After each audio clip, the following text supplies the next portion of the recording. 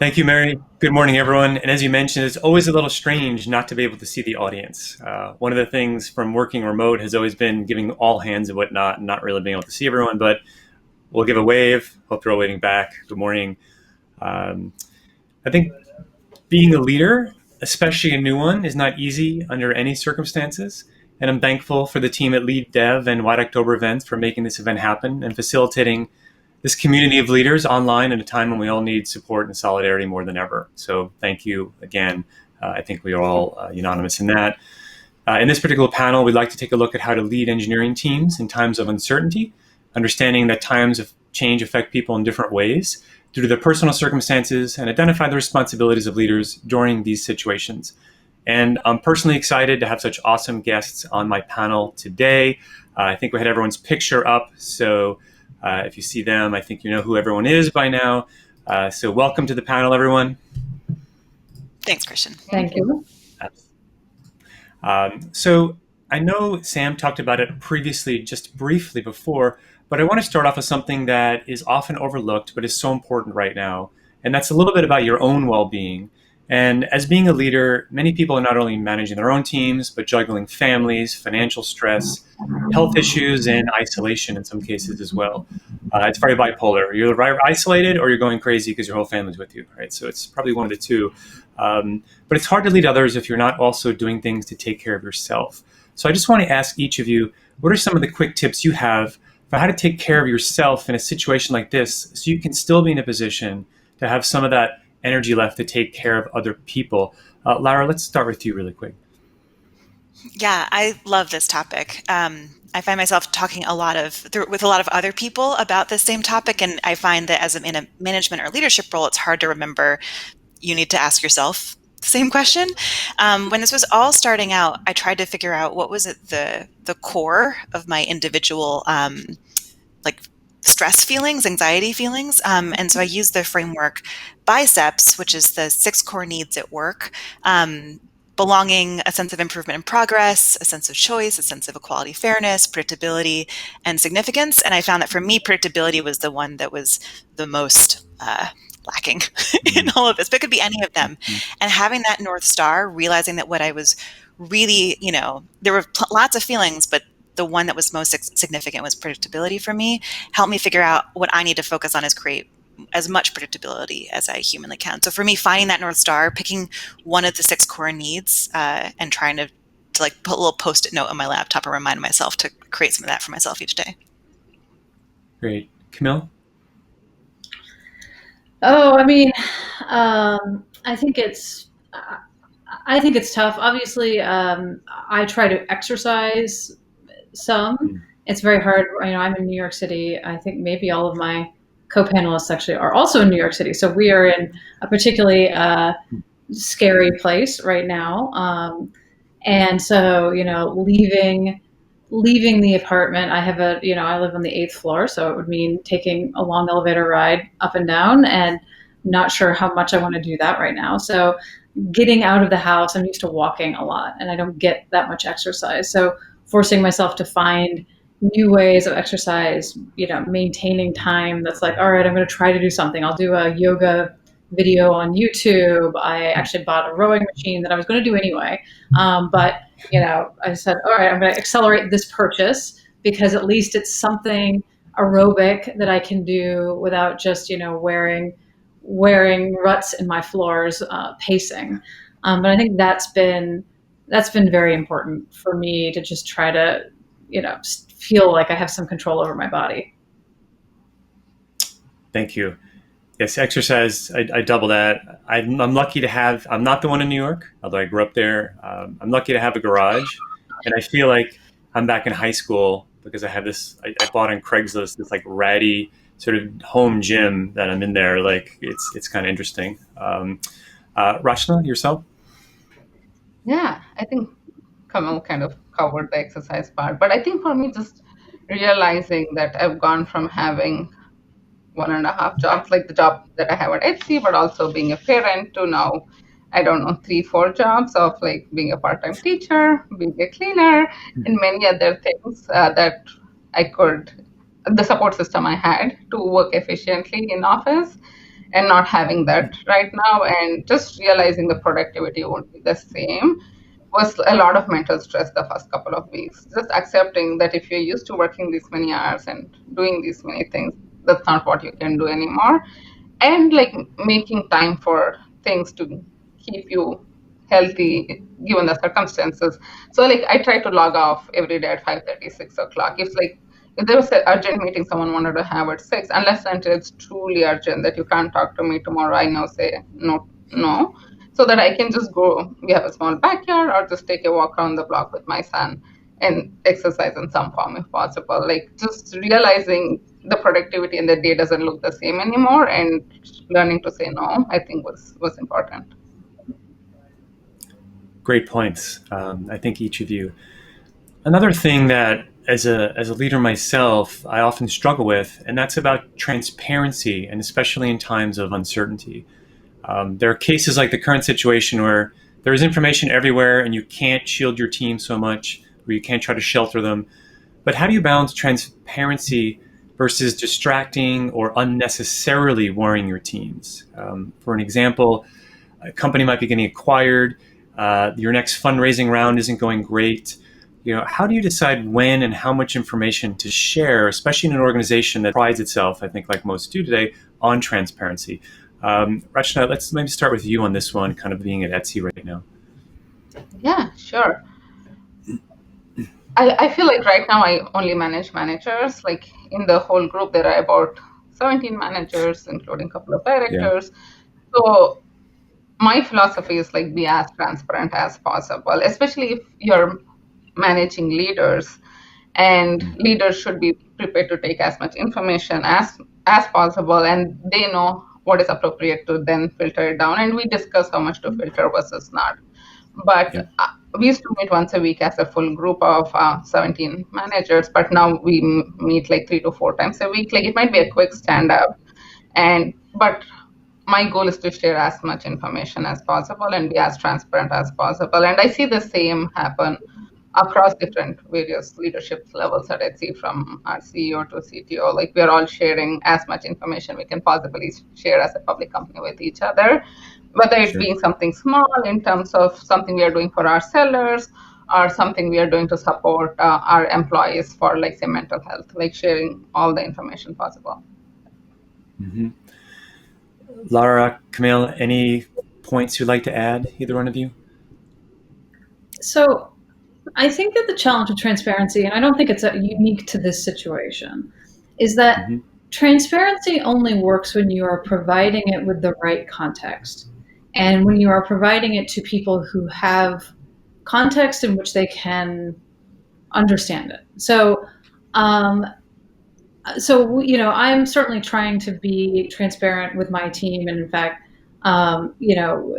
talking all the way through, from my directs to their entire, organizations, about what I understand about what's going on with the company, with the business, with, the forecasts. I work in finance. Obviously, the markets are very weird right now, and it's like, how are we reacting to the market weirdness, and but there are, you always have to be a little bit careful about trying to both share information that you don't have really context to explain, and giving information to people that they don't have context to really appreciate. And I think that is hard that can be hard for leaders to figure out. There are going to be times when you have to, so some companies are having to do layoffs right now, or they're having to do furloughs, right? And that sucks, right? That's a terrible situation to be in. But, sometimes to save the business, to make the company able to continue on, that's what has to happen. And I think that, different people at different levels in a company are going to be able to take that information and take the context in which that information is happening, in different ways. And so I think it's important when you're trying to be transparent with people, to make sure that you're giving people transparency only insofar as both you have context that can really help them understand that transparency, and that they have the right context to take it in. Now, I think in general, you should try to err probably on the side of being more transparent as much as possible, because I think people feel very uncomfortable when they worry that their boss is hiding things from them, or like, oh, things are terrible and they won't tell us. But you don't want to freak people out unnecessarily, right? 6 months from now, like, who knows what's going to happen? Nobody knows what's going to happen in 6 months. Like, anyone who claims that they know what's going to happen in 6 months is full of shit, right? They don't know. There's a million things that could happen in 6 months. And so nobody can go to their team right now and say, we are absolutely not doing layoffs in 6 months, because you don't know. You might be, you might not be. At the same time, you probably can't go to your team and say, we absolutely are doing layoffs in 6 months. I mean, hopefully, unless you're just decided that you're going to plan for that. That would be terrible. So, you want to be, I think, a little bit careful about what you commit to and what you don't commit to in the act of transparency, and just acknowledge as well that we are in extremely uncertain times right now. And even as leaders, we don't have a perfect view into the future. And so, we can't provide all of the answers. Yeah. Just adding to what Camille. Please, Rachana. Yeah, I think like context is so important, and like the last point she made, like a lot of times my answer is like I still don't know. Like, we don't know. We are still figuring it out, and just being transparent about that you don't know a lot of things, I think, is also helpful, rather than people assuming, oh, maybe she knows but she's not sharing with us. Like, I absolutely don't have answers to many questions right now. Yeah. Yeah. So to be honest when someone, that was one of the questions I was actually going to ask you, is to be honest. If someone asks you as a leader, is my job okay?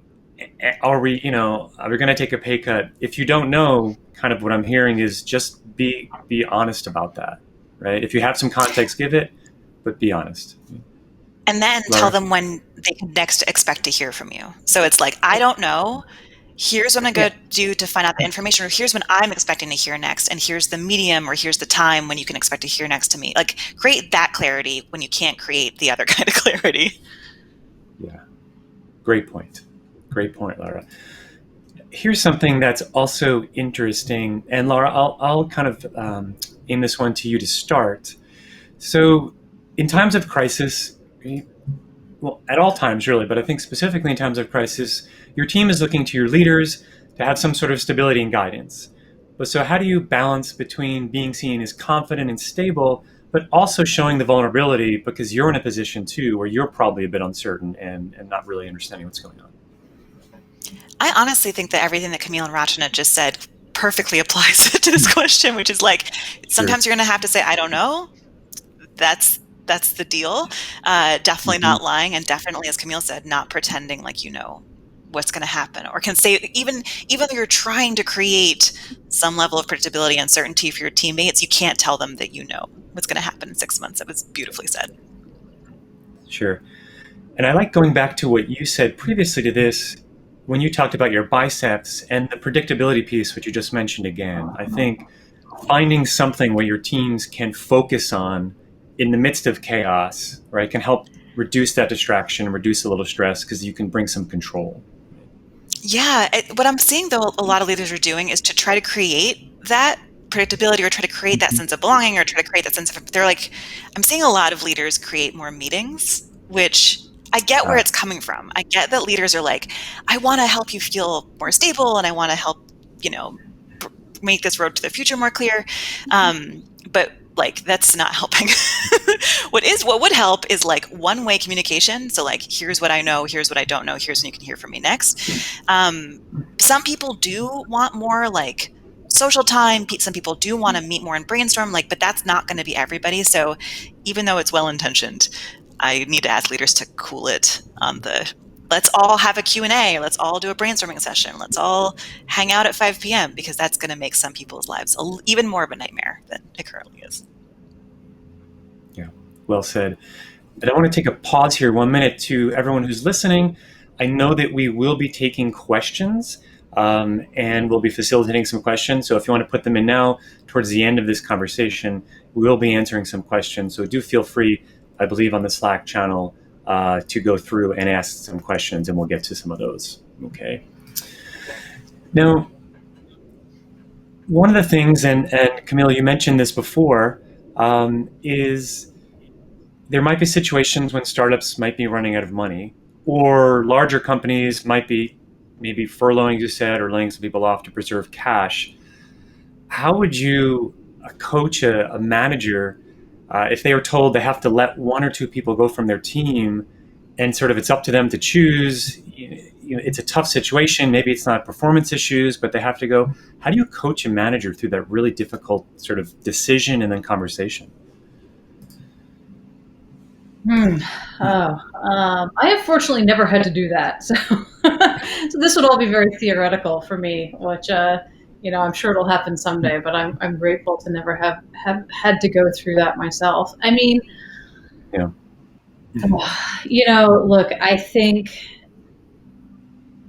I guess what I will say is this: I would hope that you would be getting some degree of guidance from your manager and probably from your HR department, if your HR department is any at all good, on how to think about this problem, right? So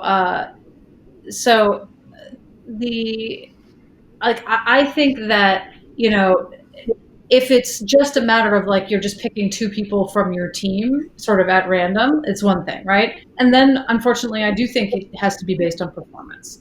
I think it would be there may be other criteria, but I do think at some point, unfortunately, if you've got to pick people from your team, all other things being equal, it should be a performance-based choice. That would be my personal coaching to any leader in that position. Um, you know, in truth, there may be other aspects that you must consider, such as seniority, such as just time at the company, right? So you may say, actually, for better or worse, we're doing a last in, first out. People who were hired most recently are going to be the ones that we're going to let go. These are different kinds of considerations that you may have to apply. Worst case, maybe we're going to get rid of the more expensive people. That's certainly happens. That's very unfortunate. And so I think you're going to get you should expect, I think a manager should expect some kind of guidance from the powers that be who decided that this was the thing to do, on how they should be evaluating who to decide. And if there's no guidance at all, then it should be performance based. And then, obviously you're going to have a tough conversation with those people, and you want to make it clear, that this is just the nature of things. And, hopefully you have some kind of package that you're telling them about, and you're trying to, ease this transition as much as possible. And then you want to think about how you're going to communicate it more broadly to the team, to the company. And different companies are going to do that different ways. Certainly a bad way to do it is, to have all of your, execs sort of control. Like, I think I've heard of some stories of some very bad ways that companies have done this. Having all of your execs dialed in from their country houses while they tell the whole company that this happened, is quite tone deaf. Choose a neutral background, perhaps, instead of your, the ocean behind you, right? Having people there to kind of answer some questions afterwards. Trying to tell people one-on-one as much as possible instead of telling the whole group at once. Like, sometimes you just have to tell the whole group at once because you have to pull the Band-Aid off and you have to kind of avoid rumors going around. But if you are the manager of a small team and you can get to your team one-on-one before like the broader announcement happens, I think that's the other thing that I would coach. Is, surprising people in a group is never great. Be very sensitive about the optics of what you're doing, because it's just so easy, I think, particularly for very senior people, to come off as extremely tone deaf about this stuff. Yeah, there have definitely been some stories of some really not great examples of some of the people getting let go this time. Voicemails, robotic things, and it's doubly hard to get let go remote. Like, you're already isolated, you have nowhere to go, your support system isn't there. Lara, have you had any? I know you can't just discuss any specifics, but as a coach, kind of going into some of these, anything specific recently that any tips you might have as well, and those are pretty awesome. Camille, thank you for that. That was phenomenal. Yeah. Yeah. One of the things that I notice when I coach folks who are going through these kinds of scenarios is that because they are aware of what's happening for so much longer than the rest of their company does, they forget to have empathy when it finally happens, because they've been thinking about it and they've been in it and they've been like feeling it for 2 weeks at most usually, but like probably a week. And even that's enough for them to kind of not have the same, unintentionally not have the same kind of level of empathy or understanding when people aren't able to just move forward from it when it finally happens. So just like a cautionary tale, remember that when this gets announced to the people at your company, this is the first time they're hearing about it, and you've actually known for a little bit of time. And so remember to have a bunch more empathy than you are otherwise feeling. Sure. And one other side effect that I've noticed in the past, because I lived through sort of the dot-com bubble in the 2000s, there's clearly, when people are let go, they have their own struggles, and that's really not great too. But sometimes when people stay, they kind of go through a survivor guilt for being the one that's still staying. Rachana, do you have any guidance for anyone who's staying, and how to kind of deal with that? Even as a manager, like sometimes you feel you've let some people go and you're staying, and why is that fair? Yeah, absolutely. And it is real, right? Like, of course, currently we are fortunately in a good position where I know a lot of other companies are going through that, and it's been good so far. But from my past experience, it's survival guilt is real. And again, going back to all the context and making sense of the situation of why this is happening as much as possible. And I think now it's a global one, right? And it's so out of control. Like, making sense might not be the easiest. From my past experience, there were either like clear financials and like few other business reasons why few things like that had to happen. And one, even if it was not clearly explained to you as a leader, like you were trying to bring in as much context as possible for you to be comfortable, first of all, and then providing the context to other people. And I think working, say, at a company like Etsy, the mission is so strong, even if you have the survival guilt. Like we have, like, at least for me, the mission to help 2.2 million small business owners, entrepreneurs across the globe, and making things better for them is like a big driving factor. Like finding things that will help people get over that survival guilt, and like coaching them one-on-one is like few mechanisms I've used in the past. Yeah. Great. This next one kind of came through, and maybe this is a quick kind of thumbs up or thumbs down. Is now the time to worry about performance reviews and really kind of working on performance right now? How does everyone think about that? I wish I could give a thumbs up or a thumbs down. Yeah. So like, some people, all they want is to know how they're doing, right? Like they need that kind of clarity. Some people, there's just no space in their brains for it right now. Some managers are trying to have performance conversations as career conversations to think about the future. Some people really crave that, and other people are like, "What are you doing?" So it's actually not a ones. I wish I had an easy thumbs up or thumbs down on this one. Sure, great. Okay, yeah. No, I get it, right? It's as case by case, right? I think also, as Camille said, like if this is performance-based decisions, you're going to have some, I'm right now, I've had a series of coaching conversations with managers who actually need to give really hard feedback right now. And even though this doesn't at all feel like the right time to give feedback, it's critical. I feel for them, and I'm trying to coach them through it, because feedback, unfortunately, sometimes still has to happen. Sure. I think one thing that, especially in a lot of technical teams, we're generally very good at handling short-term crisis, like a site outage, some performance issue. We have incident management process. However, the situation we're in now is sort of more of a marathon and not quite this dive in, everyone jump in, it's a sprint. What tips do you have for managers and for ICs here, for everyone, to avoid burnout and fatigue sort of during this longer crisis? Because it's like the emotion of an incident spread out over, now it's been weeks and it could go into months. Rachana, for you, kind of how are you helping some of your teams, especially Etsy? I'm sure there's a lot with your vendors and your selling, and they're having issues and stress. So how are you kind of guiding your teams through this? Yeah, I think it's a great question and certainly timely. One of the things we are trying to do as much as we can is like a lot of flexibilities as much as possible, both for our internal employees and for our sellers, right?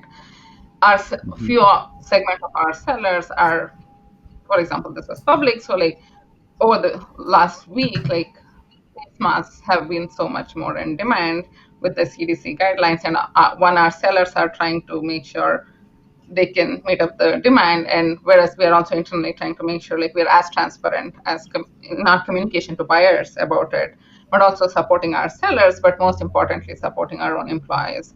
So we are continuing to be extremely flexible with schedule of employees, like as they can block as much time as they want. We are also encouraging people to take calm days and days off whenever they want to, if they're feeling burnt out. Like I had a conversation with one of my directs, who is at a senior level, about taking a couple of days off because they were feeling burnt out. And we're also trying to coach managers. Like just today we have a coaching by like mental health experts to managers within Etsy about how to manage their ICs through this crisis and things like that. As you said, it's like a marathon. It's a long one, and it's not like what worked today will necessarily work 2 months from now. Just keeping an eye out for it and continuing to evolve our plan is what we are hoping to do. Mm-hmm.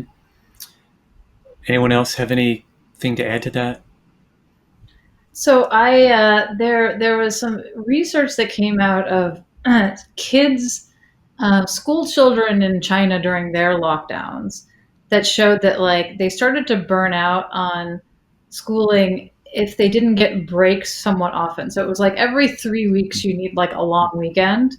And I don't know if that's applicable or not, but certainly I would say like maybe every 3 weeks you should take an extra day off. And, obviously not everyone has, excessive vacation necessarily. Fortunately for my company, we get this upcoming Friday off. It's a bank holiday here in the States. And so even, frankly, there's a lot of religious holidays happening right now, right? Passover, Easter are happening, Bunny Day for those of us celebrating Animal Crossing. Taking time for those holidays, and it's hard for those folks who are religious, having to, do virtual seders or Easter dinners or whatever, because you can't see your loved ones. But, taking time during the work week, taking a day off every now and again is not a bad idea if you have the vacation time and you can afford it. I mean, especially for folks who are trying to juggle kids at home, which, I am in that camp a little bit, sharing, we have some help, but then, only intermittently. And it's very difficult to juggle kids at home with work. And sometimes it's just like, just take a day off and don't try to be doing 3 things at once all the time. I think that's important. And then I would say, look, for it's interesting because I think for ICs, what at least I've been seeing is that, some folks are really actually just working very hard because they don't have to commute. There's nothing that tells them to stop. It might be a good distraction. Frankly, it's a good distraction from the news. If you've got, work that you can just kind of dive into and not worry about the crazy world outside, I think it can be a little bit of a coping mechanism, but it can burn you out if you don't take breaks at all. So, keeping an eye on your team and encouraging them to balance their time and not feel obligated to be, working extra hard just because you aren't commuting. Like there's really no need for that. I think as leaders, we can certainly set expectations for folks that like, we don't expect, you to be working even harder for no reason. Frankly, we probably don't expect you to be as productive as you would otherwise normally be because we're in this just very weird situation. And if you are, that's great. But like, when you need a break, take a break. Sure. that segues into some of the else. There's a theme on some of the questions coming in around sort of mental health. And as a manager, made even more difficult by being remote, what are some of the signs of someone who might be maybe kind of deteriorating a little bit? You know, maybe having some burnout, maybe having some of that fatigue. Lara, anything that you can help managers look for in this time where they should maybe, you know, dive in or encouraged to get extra help? Yeah, I'm not a mental health expert. I need to say, Yeah, I don't yeah, have a professional expertise on this. Just read a couple of studies on burnout. No, but I think that what's weird about all of these, the changes that we're seeing is that everyone's going to respond so differently that there's not going to be one set of things to look for. As Camille said, some folks are diving into work. Some folks need to take time away from work. Like burnout isn't just about overload. It's about having lots of work and not enough resources. And resources might be sleep, resources might be focus, resources might be energy, resources might be like actual dollars. Talking to other humans, it could be so many different things. So what I look for with my coaching clients is, are they acting differently to normal? And obviously it's going to be easy for me because I always talk to them over video. But for people who are used to getting a read on someone in person and now they see them over video, things are going to look different. So come up with some good coaching questions, before you walk into your one-on-one, not just the, how are you feeling? Because we all have the same answer to this right now, which is, it seems to be all things considered, blah, but actually things not just what do you need? I like to give two options. Okay, given this circumstance, would it be more helpful to have this option, or something else? That way people don't have to be here's what I need right now, because nobody's got that brain space. Sure. And to your point, I think investigate as a manager, investigate what options your company might have for mental health resources. Some of them have sort of virtual help. So as a manager, look to your HR, look to your thing, and maybe recommend if you think there's something, certainly do that as well. Okay, use the resources you have available, as you mentioned, Lara. Whole lots of questions coming in. I'm going to try to get to some of them and maybe even combine some of them into themes. One of them goes back to the vulnerability question. As a leader, what are some things that you can do to encourage executive vulnerability? What are some things that managers can do to show their vulnerability to teams? Lara, back to you. Just talking about sorry, I was just going to say, just talking about what you're experiencing right now. The attempt that I've been making is just to acknowledge, look, I've got two kids at home, and I'm in the middle of Manhattan, and it's very weird, and just flatly acknowledging that is my circumstance. Now, there are going to be some people for whom you are lucky. Maybe your kids are all grown, and you have a big house with a big yard, and you still feel a little stir crazy, but it's you're I'm in a really good situation. And maybe, you find a different way that this is impacting you, a thing you miss, or, something that you used to love to do that you can't do anymore. Be honest about your healthy coping mechanisms, right?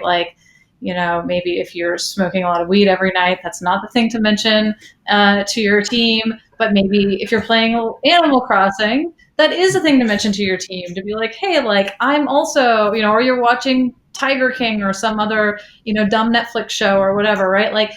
Admitting to folks that you are also affected in some way, because everyone's affected in some way.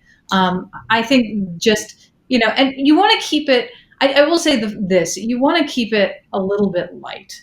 I do think that where some people fail is, I think they get, it is not appropriate for you to be really excessively frantic or doomsaying or negative. As a leader, that is actually, I think that would, while you may say, well, I'm just being realistic to the situation, the truth be told, people don't need to hear you say this thing is going to go on for at least 6 more months, and we're going to have 10,000 people are going to die next week, and any of us could be next. Dude, they don't need that. But they don't need that. I don't care how true you believe it is or is not.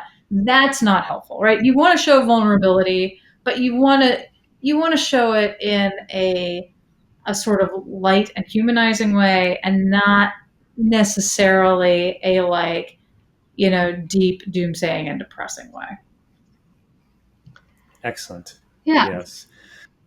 I I agree with Camille. Like just balance, being like open. Like I have a meeting where they can bring their pets, kids, anything, and so that like people don't feel like it's always like serious, and they are working from home, and like if how we work, how we live is changed, so how we do meetings is also changed. And the other day I was like, everyone should realize meetings are not the same anymore. And my 4-year-old, this was like a larger meeting. He was not in the meeting. I was presenting to 40 people. He came in and was trying to shove a full apple into my mouth. And like people found that hilarious. But also I was like, can I just like finish my sentence? Like, don't shove this apple into my face. But things like this happen, and people are, like should somehow accept like how you did things before it's not the same, and be open to it. Yeah. And that was another question too that came in.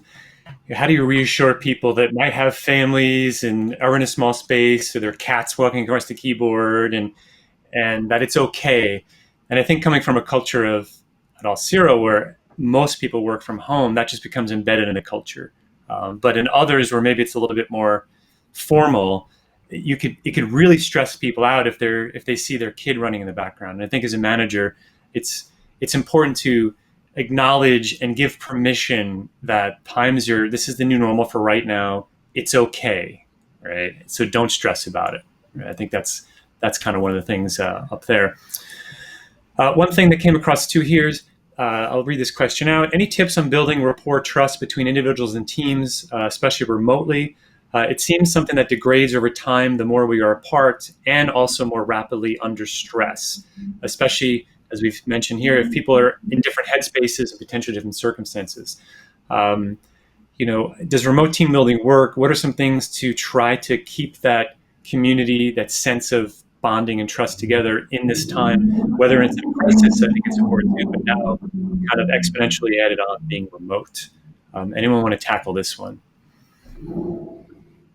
There's definitely a panel coming up in a little bit about transitioning to remote teams. I trust their expertise so much about how to do this.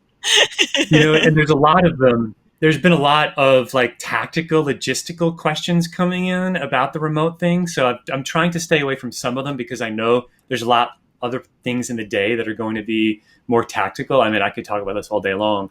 But that was definitely one. So yeah, I think great point for some of those. There are some other great panels. Look at the website that's out there today, and maybe tune in, because that might be a little bit more specific to like another one is onboard new hires. I think maybe if we can redirect some of those to some of those panels are going to be very specific to tactically running remote experts. teams. Yes. Let's see. Okay, we have here right now, and this is a potential interesting one. Someone asked about realistic and unrealistic expectations, especially with roadmaps and things that were committed in the past, right? How should managers go about kind of reassessing the workload, commitments, deliverables, pressure on the team? Any advice for that right now? Rachana, do you have anything right now that's, you had commitments, maybe they've shifted, let's talk a little bit about that. Yeah, it's something we are still absolutely trying to figure out, how to balance what we had committed, the new things that are coming on, and how to balance all of it with hiring potentially slowing down and things not happening at the same pace is something we are all trying to figure out. I don't think I have like great answers for these questions because we are still trying to figure that out. But one thing again to add to that is like learning when to say no more comfortably given the situation. And as Camille was saying, like maybe understanding some people activity might be higher, but for a lot of people, including myself, when you have childcare and other responsibilities at home, productivity might be a little lower. And kind of collectively as each team figuring that out and being very honest and open and communicating that is like what I'm hoping managers can do. And pushing timelines out given the situation is okay, is the message we're trying to give out there. but also like we have a responsibility for our buyers and sellers, so trying to balance both of them. Mm-hmm. Camille? Yeah, I think what I'm predicting to observe, haven't observed yet. So my team has been weirdly productive. So kudos to all my folks. If anybody's watching this, I'm very impressed by how much work you've gotten done. But the fact that this started kind of at the last month of the quarter, and really actually our like planning year ends in Q1. So like not just the last month of the quarter, but the last month of the planning year. A lot of the work that was in flight is work that had been well planned and was in its sort of final stages of delivery. And so what I'm wondering will happen is when we start to get to projects that are less clear, that are less, sort of in execution mode and more in, okay, we know we want to do something here. We don't know exactly what we want to do. We need to be collaborating with, product, with our customers, with, other people on our team more to figure out the right path forward. Is that going to slow down? My guess would be that the more collaborative phases will be harder for people to figure out how to do and how to do well. Maybe not. I mean, it would be great if, in fact, it all just continued to go fine. Although I'm sure that people will be starting to be very worn down by this lockdown experience pretty soon. I mean, I certainly feel worn down myself by it. So like, whether your productivity was higher or lower in the beginning, maybe you've gotten into a groove, but you're still getting worn down by the duration of this. But I do think that, where you've got projects that are a little bit more just like we kind of know what we need to do, we just need to execute. I think those projects are probably going to be okay. The creative work where you have a general vague idea, but you don't know really what you want to do, and you need to do a lot of creative brainstorming with people. My guess is that stuff is going to be a little harder for people to figure out how to do, particularly if they've never worked in remote teams before. Sure. So I think we are kind of coming to the end of our session right now. I want to make sure that we keep to the schedule that we have, the very tight, packed, awesome schedule here today for this conference. I do want to thank everyone on this panel. I've sort of chatted with most of you before. It was great to chat with you again to kind of get some of that community. So good luck with everyone. I hope listeners, the watchers out there, I usually run my podcast, so actually people are watching this instead of listening, that you got some great tips from this. Good luck to everyone. And I'm going to pass this back to Mary right now, and I hope everyone enjoys the rest of the day's schedule. Thank you.